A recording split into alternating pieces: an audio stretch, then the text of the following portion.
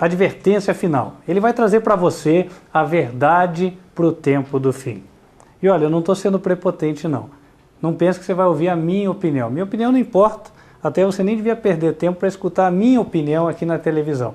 Você vai ver a palavra de Deus falando com você. Inclusive, você deve estar estranhando, né? Eu tenho 2 Bíblias aqui. Mas eu tenho 2 Bíblias por uma razão específica. Sabe o que é? Essa aqui, ó, é uma Bíblia que a gente chama de Bíblia protestante, usada pelas igrejas evangélicas e outras vertentes, batista, adventista, etc. Né? E essa Bíblia aqui, que você está vendo na minha mão direita, é uma Bíblia católica. E não é uma Bíblia católica qualquer.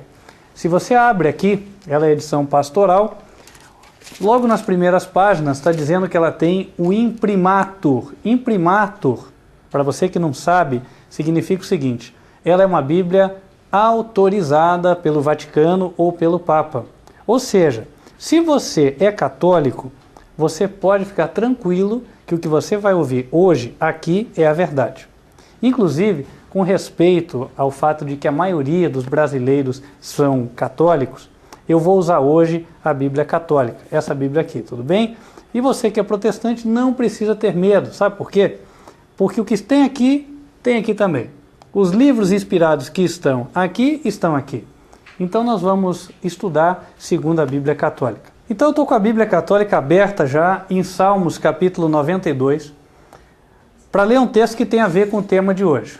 O tema de hoje vai ser o seguinte: como entender a Bíblia? Quanta gente quer entender a Bíblia, né? As pessoas acham que para entender tem que ir no curso de teologia, tem que estudar lá às vezes 2, 3, 4 anos, depois tem que fazer mestrado, pós-doutorado, aí você vai ser um PhD em Bíblia. Só que a Bíblia é a palavra de Deus, amigo. Deus é o ser infinito. Aqui eu já parto do pressuposto, inclusive, de que todos nós, você, eu, cremos na Bíblia. Se você acha que a Bíblia não é a palavra de Deus, eu vou aconselhar você a ver um outro vídeo que nós temos no nosso canal do YouTube. Está aí, eu vou pôr na tela para você. É o youtube.com/TV Advertência Final. Lá tem um vídeo que fala sobre a Bíblia. Você vai ver lá fatos que comprovam que a Bíblia é verdadeira, de que a Bíblia ela expõe uma sabedoria mais do que humana, tá? Veja aquele vídeo se você tem dúvida. Se não, segue com a gente aqui. Olha aqui. A Bíblia, ela é a revelação do Deus infinito. Pense no ser que criou o universo, que criou o Sol, a Terra, todos os planetas. Agora pense no tamanho do nosso planeta. Você mora aqui no Brasil, mas ou também, né, você pode estar assistindo em qualquer parte do planeta. Se você estiver no Japão, só para vir até o Brasil é um dia de viagem, de avião. E Deus fez tudo isso aí, com o poder da palavra. Então, a Bíblia é a revelação deste grande Deus. É a mente infinita se revelando aqui. Então não tem como ninguém dizer assim: ah, eu sou doutor em Deus. Não, doutor em Deus não existe. Com todo respeito àquele que estuda, àquele que se aprofunda, quer ser um doutor. Você pode ser doutor num ponto específico do conhecimento, se você tiver aprendido a verdade. Porque não quer dizer que todas as universidades ensinem a verdade. Mas, daí a dizer que você é um doutor em toda a Bíblia, olha, a gente não pode falar isso. Vamos ser humilde, nem eu sou, tá bom? Vamos aprender da Bíblia, deixa que ela fale conosco. Aqui em Salmos 92, a Bíblia diz assim no verso 6. Como são grandes tuas obras, Javé, e teus projetos, como são profundos. O imbecil não os compreende, o idiota não entende nada disso. Essa Bíblia, inclusive, tem uma linguagem bem popular, um popular moderno, né? Mas deu para entender o sentido. O pensamento de Deus é tão profundo que o homem não alcança. Em Isaías 55, inclusive, Deus fala que os pensamentos dele são mais altos do que o nosso, tanto quanto o céu é mais alto do que a terra. Eu vou ler aqui para você. Está aqui, ó.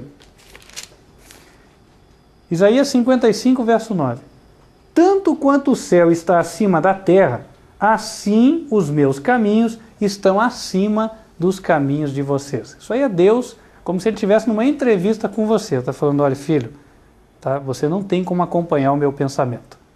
Então, a gente já entende uma coisa. Quando nós vamos estudar a Bíblia, que é a revelação de Deus, nós temos que ir já com o espírito bem humilde, entendendo que nós vamos ser alunos e nós vamos ter que ir engateando passo a passo para aprender.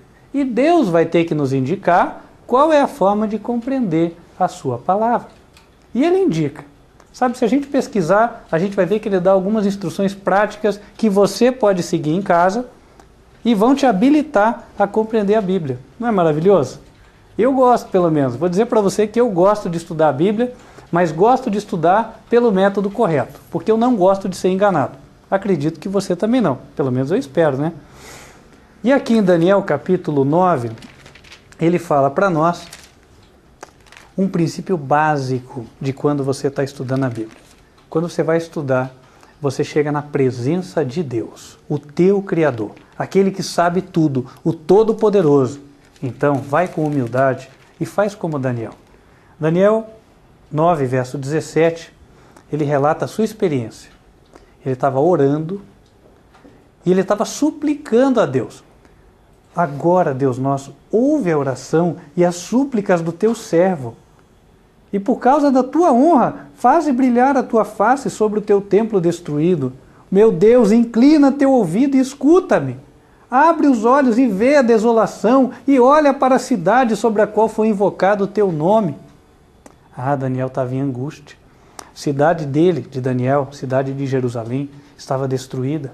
E ele estava ali clamando a Deus, se humilhando na presença de Deus. Ele não veio conversar com Deus como se fosse um igual para igual. E ele diz no verso 19, ouve, Senhor, perdoa, Senhor, atende, Senhor. Estava se humilhando diante de Deus. Sabe? E quando nós chegamos assim, Deus sempre nos recebe e nos concede aquilo que nós pedimos. No verso 20 ele relata, eu ainda falava, fazendo a minha prece, confessando o meu pecado e do meu povo Israel, e eu estava apresentando a minha súplica a Javé, meu Deus, em favor do seu Monte Santo. Eu estava ainda fazendo a minha súplica quando Gabriel, o homem que eu tinha visto no começo da visão, veio voando rápido para perto de mim.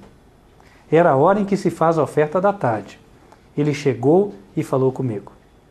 Daniel, eu vim dar-lhe uma explicação. Quando você começou a sua súplica, foi pronunciada uma sentença e eu vim lhe contar porque você é querido. Preste atenção na mensagem e compreenda a visão. Olha que interessante. Quando Daniel estava orando, estava se humilhando na presença de Deus, confessando os seus erros, a sua desobediência a Deus, então Deus manda o mensageiro do céu, o anjo, para dar o esclarecimento. É assim que ele vai fazer conosco. O que foi escrito aqui é um exemplo do que vai acontecer com cada um de nós. Se você e eu orarmos com humildade, da mesma forma que Daniel, Deus vai mandar o anjo, ele vai chegar aqui do lado e vai ajudar com que nós compreendamos a sua palavra. Ele vai esclarecer. E é bom, né, ter essa ajuda. Sem essa ajuda não seria possível, inclusive, entender a Bíblia. Outro ponto importante a gente vê aqui é a humildade. Queria falar com você, está em Provérbios, capítulo 11, verso 2. Ele fala assim, depois da soberba vem a desonra, mas com os humildes está a sabedoria. Então, quando eu vou estudar a Bíblia, eu não vou já sentado no pedestal, né, entendendo que, poxa, eu sei. Então, se eu vou assim, não vou ter nada, não vou receber de Deus. Agora, se eu for humilde, aí Deus vai me ensinar, porque Ele resiste aos soberbos, mas Ele dá a graça para os humildes. Bom, aprendida essa lição básica, agora nós temos que começar a entender como a Bíblia se revela. Deus, assim como nós, Ele usa várias ferramentas de linguagem quando Ele fala conosco na Bíblia. Não fique com medo do que eu vou falar aqui, tá? Essas ferramentas são coisas que até você usa no dia a dia, muitas vezes, e nem se dá conta de que usa. Elas têm um nome, nomes assim pouco conhecidos, mas quando a gente explicar o que é cada coisa, vai ficar fácil e você vai entender, tá? Queria mostrar para você, aqui em Jeremias 14, alguns exemplos. Por exemplo, Deus em algumas histórias fala por comparação. A gente chama isso de símile. Eu dou um exemplo. Jeremias 14, verso 8. Aqui Jeremias está falando com Deus e ele fala, ó esperança de Israel, Salvador na hora da aflição? Por que queres ser como forasteiro no país, ou como viajante que se desvia para passar a noite? Por que és como homem surpreendido, ou guerreiro que não pode salvar? Tu, porém, Javé, estás em nosso meio, e sobre nós foi invocado o teu nome. Não nos abandone. Você conseguiu entender aqui? Fez um comparativo. Ele comparou a Deus, o fato de Deus estar demorando em responder a sua prece, o seu clamor, como se Deus fosse um estrangeiro no país. Chegou, não sabe de nada, não sabe como resolver as coisas. Ou como um guerreiro que não pode salvar. Um guerreiro que foi pego de surpresa, está despreparado para a guerra, não pode ajudar. Deus não é um guerreiro, certo? E Deus não é um forasteiro. O que está aqui em causa não é ensinar que Deus é um ou outra coisa. É mostrar que nesse momento Deus não estava respondendo e Jeremias queria que ele respondesse. Então Deus permitiu que ele se comunicasse dessa forma. Ou seja, símile é uma comparação. Você faz uma história comparativa para ilustrar o princípio que você quer ensinar. Tá? Ela é diferente da parábola. A parábola é uma coisa um pouco diversa. Mas aqui você conseguiu entender. Símile é um comparativo para ajudar a pessoa a entender. E para comparar, você compara com uma coisa que a pessoa conhece. Deus usa esse método. Obviamente, os comparativos que ele faz têm a ver com o que o povo judeu vivia naquela época. Então é interessante a gente se familiarizar um pouquinho com o costume daquela época, com a maneira de viver deles, para a gente entender os comparativos, tá bom? Vamos para outra forma agora que Deus usa para se comunicar conosco, para nos ensinar os princípios. Porque na sua palavra, você vai ver que ele sempre transmite princípios de vida. E eu só dou um exemplo para você aqui, para você entender o que eu estou dizendo. Um princípio que é geralmente aceito é o amor ao próximo, entende? E esse princípio é retratado na Bíblia por meio de histórias, por meio de mandamentos diretos e por meio de símbolos e de outras formas. As mensagens podem ser diversas, mas elas transmitem os mesmos princípios, tá bom? Vamos agora para outra forma, outra ferramenta de linguagem que Deus usa. Está aqui em Jeremias 15, bem pertinho, verso 8. Essa fórmula aqui chama-se a hipérbole ou o exagero. Eu exagero uma coisa para a pessoa despertar para a importância da mensagem. Por exemplo, Deus estava falando aqui que o povo ia sofrer com a guerra. E aí ele usa na palavra o seguinte texto: para mim, as suas viúvas são mais numerosas que a areia do mar. Em pleno meio-dia, mandei o invasor sobre as mães e sobre os jovens. Num instante, fiz cair sobre eles o medo e o terror. Está abatida a mãe de 7 filhos, e a sua alma desfalece. Então aqui está falando, suas viúvas são mais numerosas que a areia do mar. Ora, claro que isso não é no sentido literal. Até porque o povo de Israel não era tão numeroso quanto a areia da praia, né? Isso é uma figura de linguagem. É um exagero, a gente chama de uma hipérbole, para dar a entender para o povo que a calamidade seria tão grande, a mortandade de homens e pais de família seria tão grande, que o número de viúvas, você poderia ter uma ideia de que seria comparável à areia do mar, ou seja, seriam muitas viúvas, entende? Então esse é o foco, ou seja, para enfatizar a mensagem, ele usou essa ferramenta chamada hipérbole. E tem outras ferramentas. Uma delas, por exemplo, é a parábola. Essa aí, ela já foi consagrada pelos ensinos de Jesus e aparece em vários locais. Eu vou fazer ênfase aqui em Mateus, capítulo 13, em uma parábola curta, até para benefício do vídeo. O vídeo não pode ser muito extenso, porque cansa quem está assistindo, você, ou mesmo você não tem tempo, né, para assistir. Hoje em dia o tempo está curto, então a gente tem que ser objetivo. Em Mateus 13, no verso 31, está dizendo assim: e Jesus contou outra parábola. O reino do céu é como uma semente de mostarda que um homem pega e semeia no seu campo. Embora ela seja a menor de todas as sementes, quando cresce, fica maior do que as outras plantas e se torna uma árvore, de modo que os pássaros do céu vêm e fazem ninhos em seus ramos. A parábola, você viu aqui, ela é uma história que é contada e ilustra uma verdade maior. No caso, você vê aqui o reino do céu comparado com uma semente. Ou seja, a palavra de Deus, quando ela é aceita pela pessoa, ela é como se fosse uma semente. Ela começa a transformar a pessoa. Mas assim como a semente demora tempo para crescer e se formar uma planta e dar frutos, assim também demora um tempo para aquela pessoa que hoje aceitou Jesus e aceitou a sua palavra, ela começar a mudar o seu caráter, os seus hábitos e, por fim, ela ser uma pessoa completamente diferente, uma pessoa semelhante ao Senhor Jesus Cristo. Ou seja, é o processo de uma vida, a transformação espiritual que ocorre quando a pessoa aceita Jesus. Então, para ensinar isso, em vez de Jesus falar nesses termos que eu acabei de falar aqui, transformação espiritual, crescimento em santidade, mudança de caráter, Jesus deu um exemplo que era conhecido do povo, ou seja, joga a semente vai crescer e vai virar uma planta, assim vai ser com você. Deus vai operar na tua vida, entendeu? Outra coisa, tem uma outra figura aqui que eu queria comentar, está em Mateus, capítulo 12, versos 3 até 5. Essa aqui é chamada de a paráfrase. Eu vou ler, depois a gente comenta, tá? Paráfrase. Está em Mateus capítulo 12, a partir do verso 3. Jesus perguntou aos fariseus: vocês nunca leram o que Davi e seus companheiros fizeram quando estavam sentindo fome? Como ele entrou na casa de Deus e eles comeram os pães oferecidos a Deus? Ora, nem para Davi, nem para os que estavam com ele era permitido comer os pães reservados apenas aos sacerdotes. Ou vocês não leram também, na lei, que em dia de sábado, no templo, os sacerdotes violam o sábado sem cometer falta?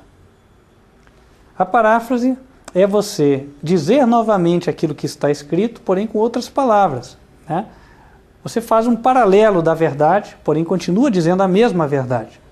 Foi o caso. Jesus disse, por exemplo, vocês não leram na lei que em dia de sábado os sacerdotes violam o sábado? Se você for lá na lei de Moisés, ou seja, os livros de Gênesis até o Deuteronômio, você não vai encontrar um verso que diga exatamente essas palavras. Por exemplo, no dia de sábado o sacerdote poderá violar o sábado ao cumprir a cerimônia estabelecida. Não, não é assim. Mas Jesus explica aquela verdade com as suas palavras. Palavras que seriam mais fáceis para o povo entender naquela hora. Para o povo e para os fariseus, obviamente, que eram os seus interlocutores.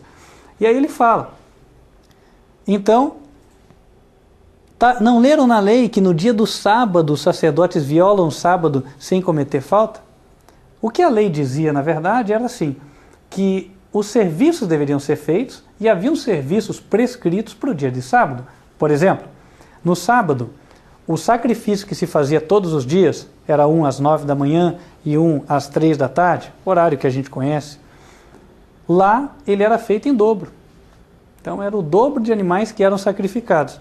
E se o sacrifício era feito, é porque o sacerdote trabalhava, compreende?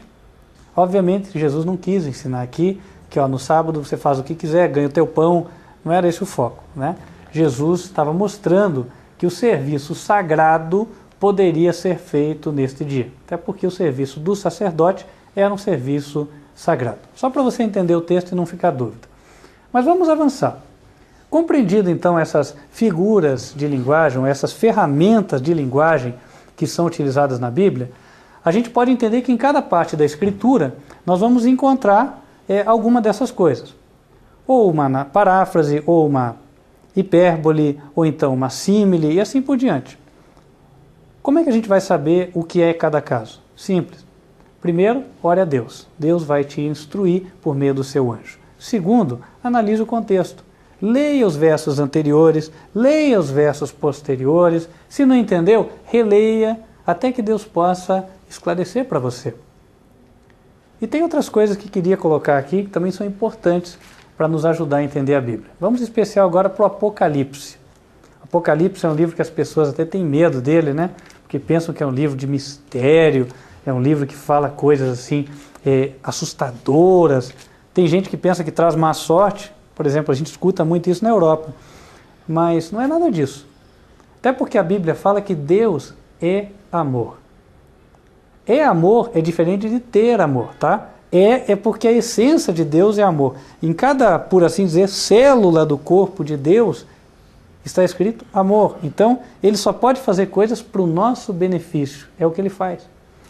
E o Apocalipse não é diferente. Ele tem que ser, então, uma carta, como é uma carta de Deus, ele é uma revelação do seu amor. Só precisa ser corretamente entendido. Inclusive, para aqueles que pensam que o Apocalipse é mistério, tem um esclarecimento aqui na Bíblia, que está em Apocalipse 1, verso 1. O livro começa assim, olha: esta é a revelação de Jesus Cristo. Ora, se Deus fala que é a revelação, não é o mistério, correto?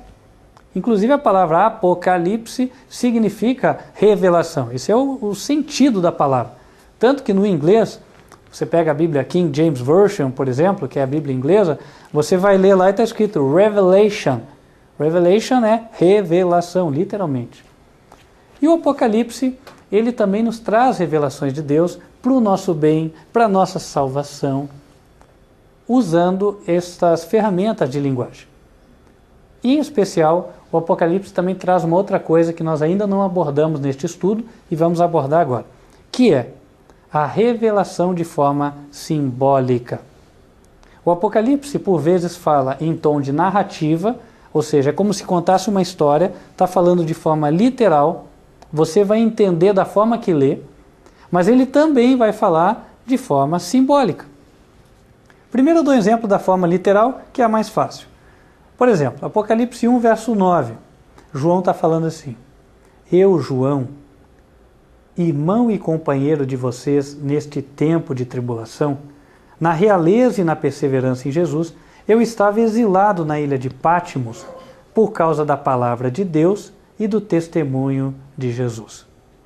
Então, esse é o primeiro ponto. Ele está narrando, olha, eu estou na ilha de Patmos, eu estava preso por causa da palavra de Deus, e aqui eu era o companheiro de vocês, e agora vou relatar alguma coisa. Então, aqui não há símbolos, eu entendo do jeito que eu leio. Agora, existem outras partes do Apocalipse, por exemplo, no capítulo 17, onde a Bíblia apresenta claramente símbolos.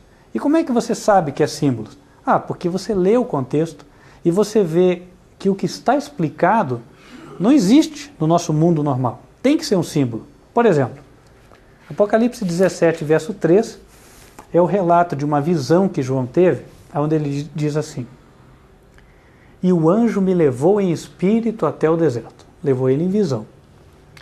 Aí eu vi uma mulher sentada sobre uma besta de cor escarlate, cheia de títulos blasfemos.